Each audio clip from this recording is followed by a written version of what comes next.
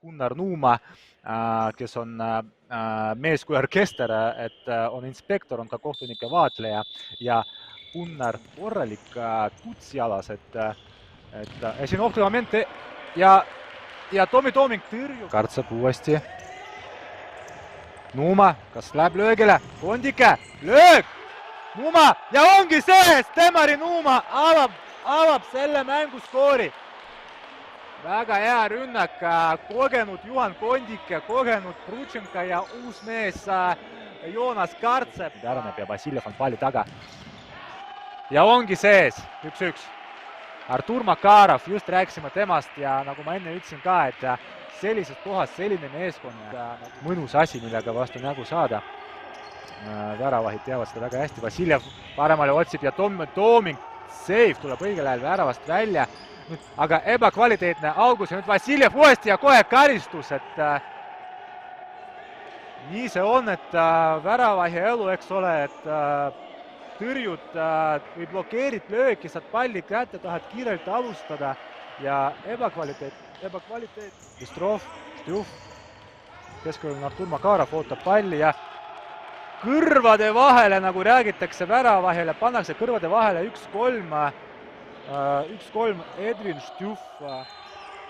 Pall Nuuma löög. Ja nüüd tuleb tagasi joosta väga kiiresti, nüüd vaatame, Makarov, Štjuf ja ongi olemas ja veel üks värav ja Štjuf lööb oma teise värava tänases kohtumises. Uuesti saab Viimsi tõusta ja keskele saab Štjuf palli kätte, nüüd jääbki see pall talle, Vassiljev, Štjuf ja ongi teise poolaja hakul lööb Viimsi oma viiendat, siin ka olemas muidu.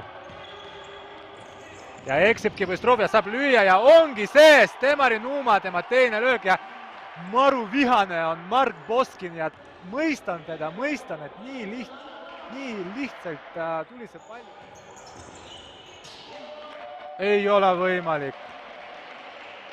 Vaatame korraks, no siin küll vaja vaadata, et mida meile siis kordus näidab, et see on ülilihtne värav.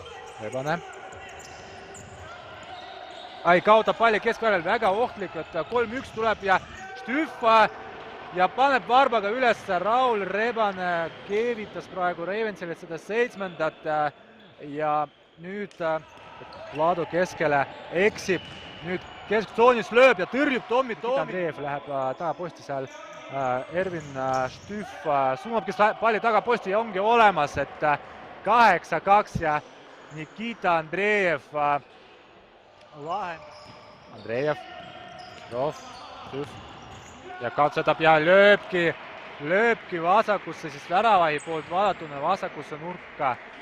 Lükkab selle palli Viimsi esimest raha kasuks. Revens sõidab koju natukene nukra tulemusega.